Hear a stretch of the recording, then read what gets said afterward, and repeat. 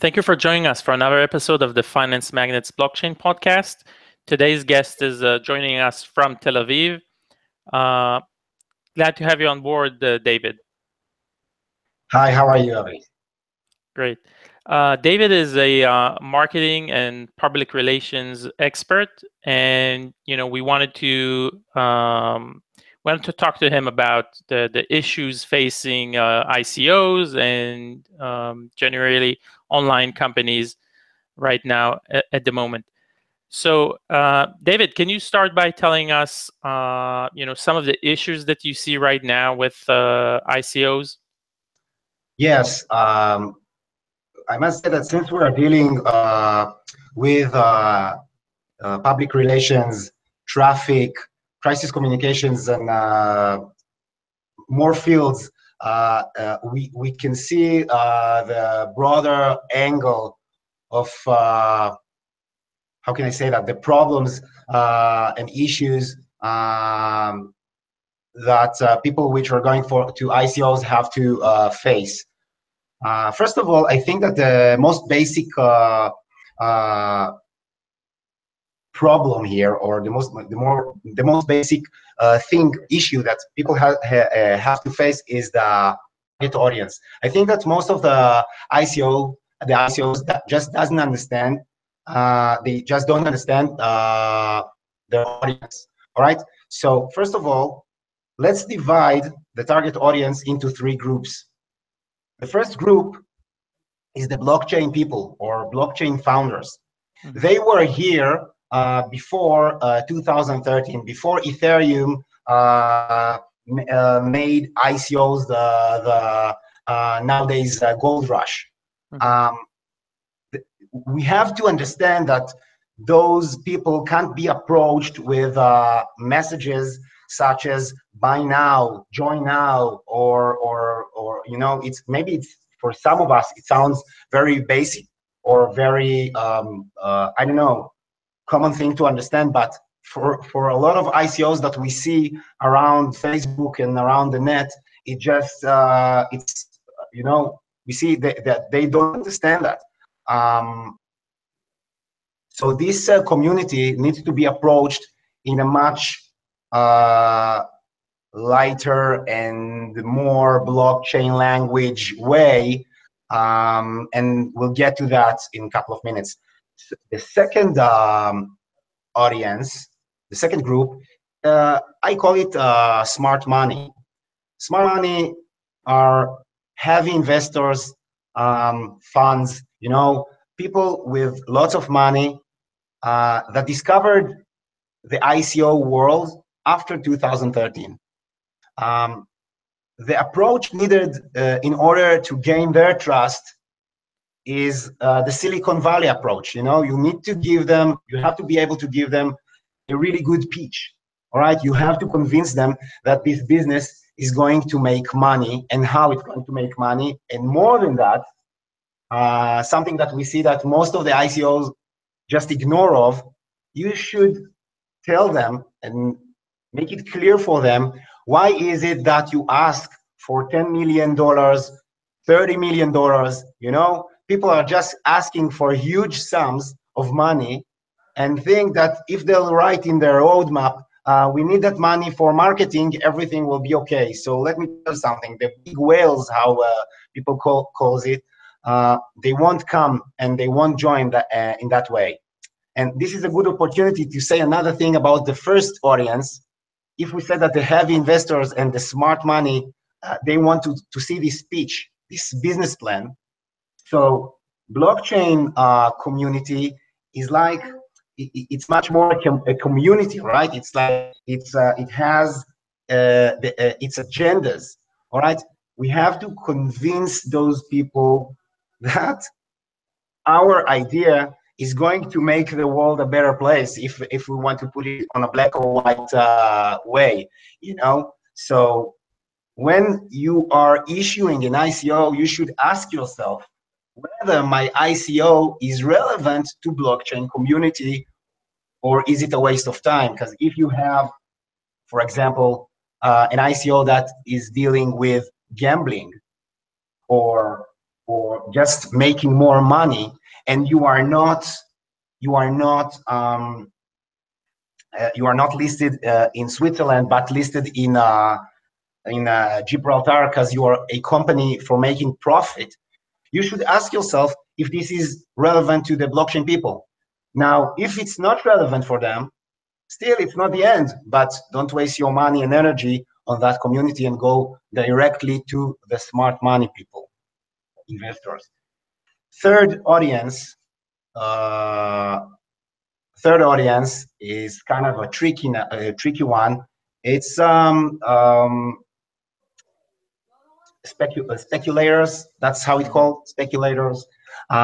People from all around the world who are interested in investing in this amazing new thing which called tokens. All right.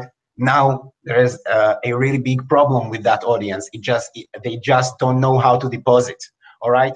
You can see the traffic, and now I'm telling you as a traffic guy, right? You can see the traffic flows into the dashboard of the ICO, and people just don't know how to deposit. So they ask you questions in the chats, in emails. Now, this is a really important thing that will save many ICOs a lot of money, because we see some ICOs that invest a lot of money in this traffic, in this audience.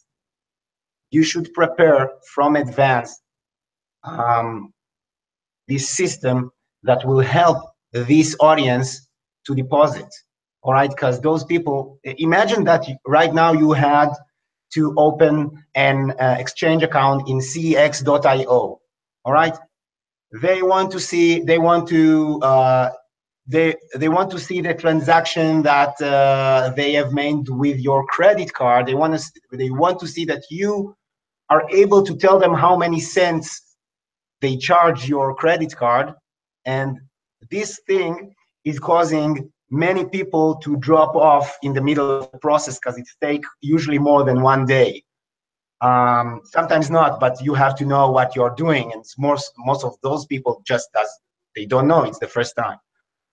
So you have to be really prepared for that process, for that educational funnel that will lead those people to deposit and will make it clear for them how to do so.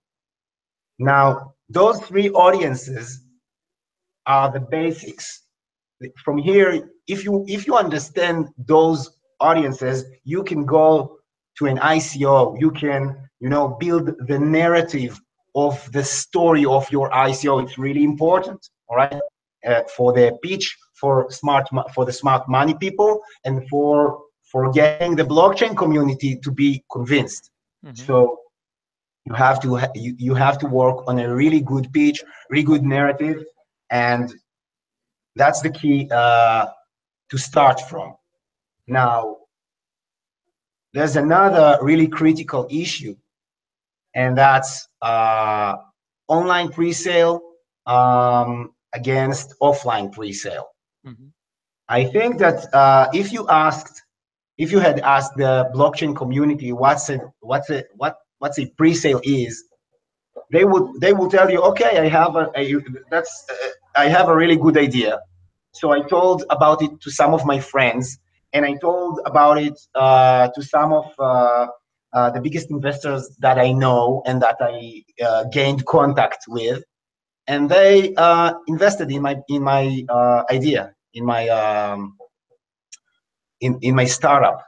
That's an offline pre-sale, right? That's how it's done. Now, an online pre-sale is actually a pre-sale. All right, it's actually it's actually an ICO. You're already online, just with a special offer, right? With a discount, with something like that. So if you want to approach those audiences like blockchain people and smart money people, you should go for a quiet pre-sale. Now, when I say quiet, it's not without PR, but it's not an online pre-sale. In that way, you gain trust, and trust is the most critical issue in ICOs. I think that's the bottom line of all that I'm saying right now, because I'm just talking about different audiences, about some problems. But at the end of the day, if you are not doing that the way I just described, you lose trust. You lose the trust of your potential buyers, potential investors. If you approach blockchain people with messages like buy now, if you approach to heavy investors, smart money investors with beautiful banners, beautiful purple banners on Facebook, they won't buy. All right, they won't gain your trust. So trust is the most critical issue, and if you gain the early adopters trust, then you are on the right track. It's like phase after phase after phase, and when you gain their trust, it's easier to go to the online crowd sale with $5 million in your pocket, $10 million in your pocket. It looks completely different to the audience outside, even to people who doesn't understand the thing. Even the third audience, which I spoke about, which is the Speculators. Yes, exactly, speculators. They check if you have $10 million balance or zero or 200,000 in your pocket. So that's the way to do it. That's the general way to do it. Now, can I just ask a follow-up question on that? Yes.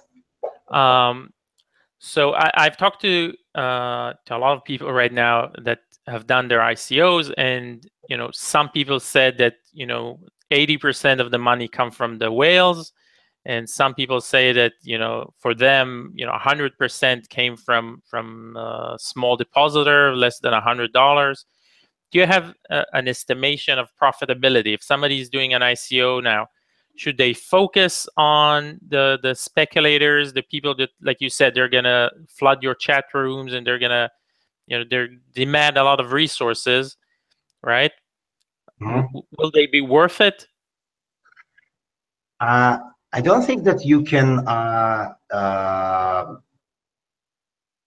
can't put it in a template. It's not that you have to do A, B, C, D.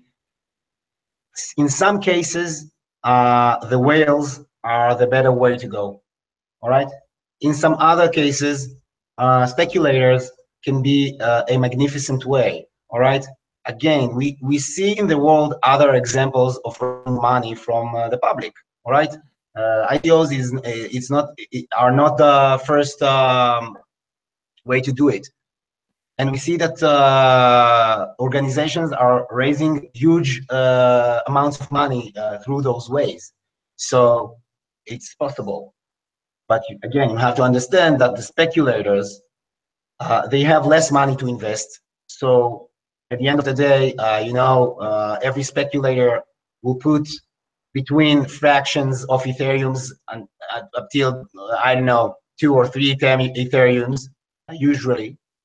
But you have tens of millions of speculators, and you don't have tens of millions of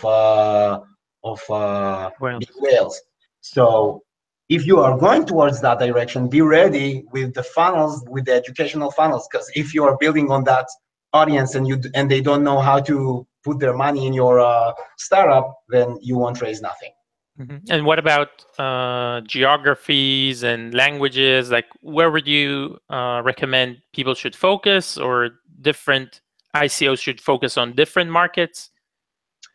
Okay, so of course there is all thing with the SEC, right? With the regulations. So the utility against the is it a security coin or a utility coin? Yeah, securities and utilities, right? So avoid of getting in trouble, right? But I think that the best countries that we see today are Eastern Europe and Australia Brazil, Far East, such as South Korea, Japan, and some other countries as well, South Africa. And when I say that those are the best countries, I mean that those countries, you can bring leads from many other countries as well.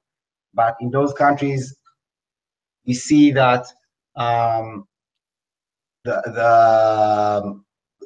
amount of money that is being invested is bigger if you compare it to the sum of money that you had to expend in order to bring the people to your website. I have to say one more thing. Sure. Because I spoke about trust and I've spoken about traffic. I want to say something about PR, public relations. I think that public relations is crucial. It's like one of the most crucial tools when you're going to an ICO, because you don't have almost any other tool that will gain people's trust.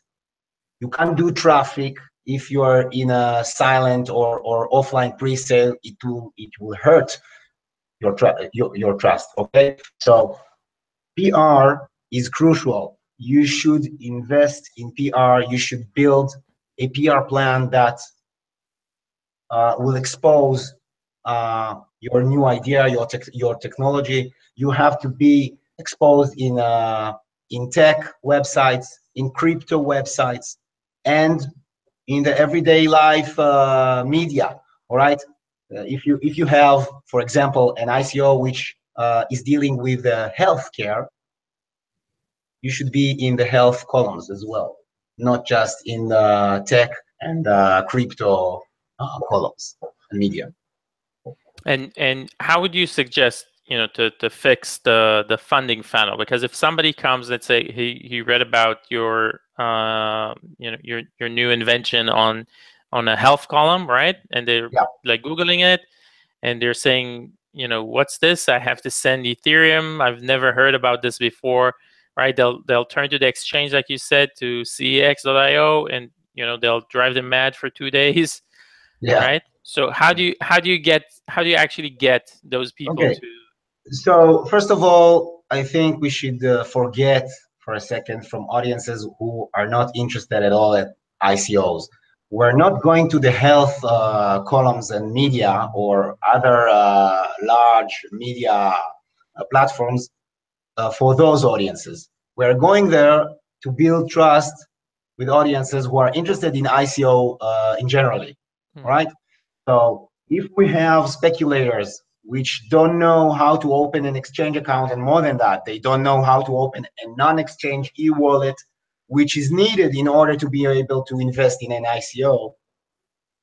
But we do know that they are interested in ICO because they read about it, they speak about it, all right? So that's the basic thing. So if we'll be in the health columns, it will gain their trust. They will say to themselves, okay, if CNN covered it, if Forbes covered it, it's interesting. And again, if we're talking about big whales as well, big whales, if they see an article in Forbes, that's a whole other thing than if they see an article in some niche website, it's a whole other thing. Definitely. So that's the purpose of it. Okay, and what about, let's say, once you start losing that trust? Let's say, we've seen, I'm not going to mention names, but we've seen a couple of ICOs that suffered, either it's cyber attacks or hacks, or just negative PR campaigns against them. So what do you do once how do you recover trust? How do you how do we call it, a crisis relationship or crisis management? Okay, so first of all, I have to say that if you're suffering hackers attacks or a wallet that's being switched in the middle of the ICO, you're in a big problem, right? Because an ICO is something that takes place for how much? Like 2 months, 3 months. You have time to fix those things. Sometimes it's just better to start from the beginning. You have the system, you have everything. It's just rebranding sometimes. All right. But we are deep inside crisis communications as well, and ORM, which is which stands for online reputation management. So in some cases, we are able to suppress negative web articles from being presented in the first page of Google when people are looking for those specific keywords. In some other cases, we're able to create positive exposure.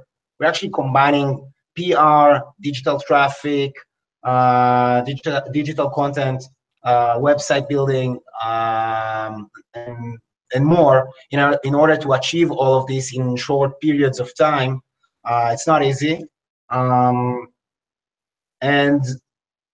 I think that most of the damage, and that's one of the most important things, most of the damage that we see that happens in most of the cases is by defamatory publications, or half borderline defamatory publications. So in those cases, we're able to convince the media platform, the news website, to stop doing that. And here again, you have to understand PR, and you have to understand the law as well. I think that the most common mistake that I see is companies who are threatening the news website. By threatening the news, they think that they will solve the problem, but by threatening, it's the most horrible thing that you can do. By threatening a news website, you're getting kicked to the legal department in a second. They are being threatened like probably 20 times a day. You're just one of them. This whole issue of ICOs, let's think for a second how the judge will look at it. All right, so your chances of winning it are between slim to none if this case gets to court. The secret here is to be able to speak with the reporter, with the editor, and to approach his ethical point of view. Some of us will think that some reporters are lack of ethics, but from my experience, it's working. This is what's bringing this attitude can bring the difference, and I think that a big portion of the press still has ethics when it comes to publishing the truth, what really happened. So if you have a problem, just approach the reporter, tell him, listen, here you are hurting my business. Those facts are not true. Please, can you fix it? That will bring you much more benefit than threatening the newspaper or the news websites. Yeah, that's for sure. I can tell you, it's very dumb to threaten a report. It won't turn out well for whoever's doing it. Yeah. Okay, so we have crisis management, trust building, making sure that people can invest. What other advice would you give to somebody that's doing, that wants to do an ICO, in the upcoming months? Know your audience. That's the first thing. Then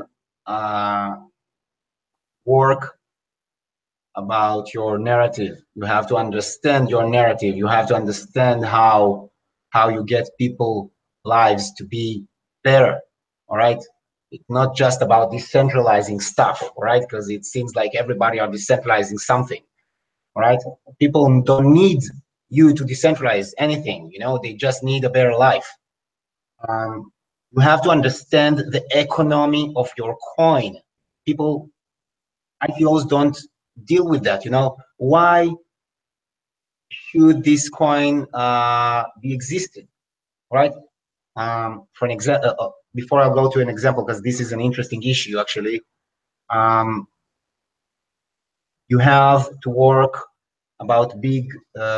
You have to understand the difference between offline pre-sale and online crowd sale. You have to understand how your audience is how to speak to your audience, as I said in the beginning. I wanted to add this thing about the economy of the coin. It's like people think that they will invent another coin. The world really like just waited for your coin to be created. You know, we have like, I don't know, 2 million coins already. I don't know. So this coin, you're going for an ICO, great. You should think about a really convincing explanation about regarding the existence of this coin.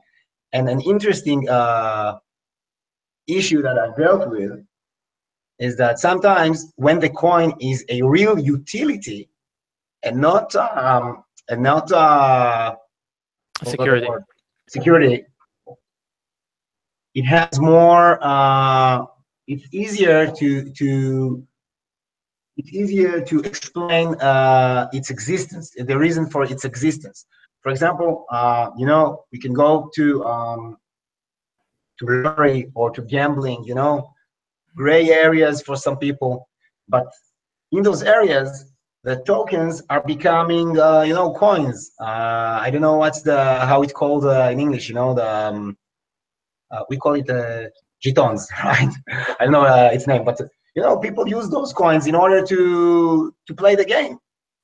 So if you think about it, if you have this gambling platform and people like it, so they will hold your coin and they will not let it go because they are in the game all the time. So if the next time that they will play will only happen next week, they won't sell this coin and change it to Ethereum. They will still hold it. So you need to think about the economy of the coin, and yeah. So make your coin a poker chip, not a security. Okay. And what about regulation? Is that something that you know, people should take into consideration? Like you said, the SEC in the US, you know, has its views. We just saw this morning here in Israel you know, some very interesting words by Professor Hauser, calling it you know, saying they're not going to ban it altogether, but you know, they need to check it on a case-by-case basis, and you know, tying it to the binary option industry, saying it's not, you know, they don't want it to be a mutation of that, which has now been banned. You know, if anybody is not familiar with that. So how do you see as entrepreneur?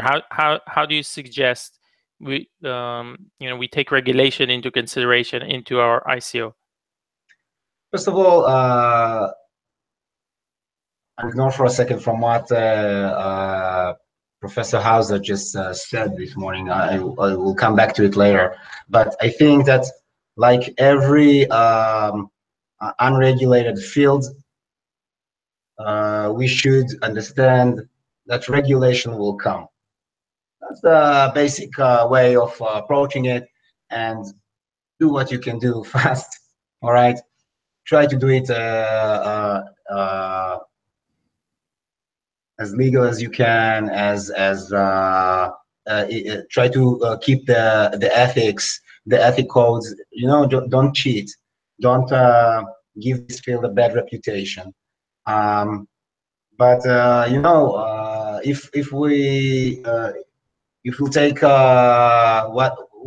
if we'll examine what the way the SEC or other regulators approach this field like a year ago or a half a year ago, I think that all the utility security thing was not an issue, and now it's an issue. So that's a sign of the regulations that starting to be interested. I suppose that it will take more time, and it won't happen in the same time at all of the world.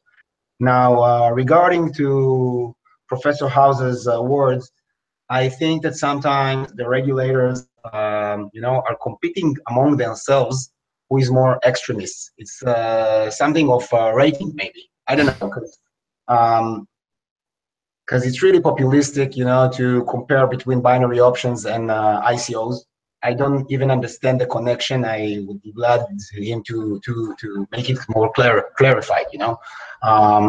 But I understand that he's afraid of fraud. Is afraid of that. Okay, so check it.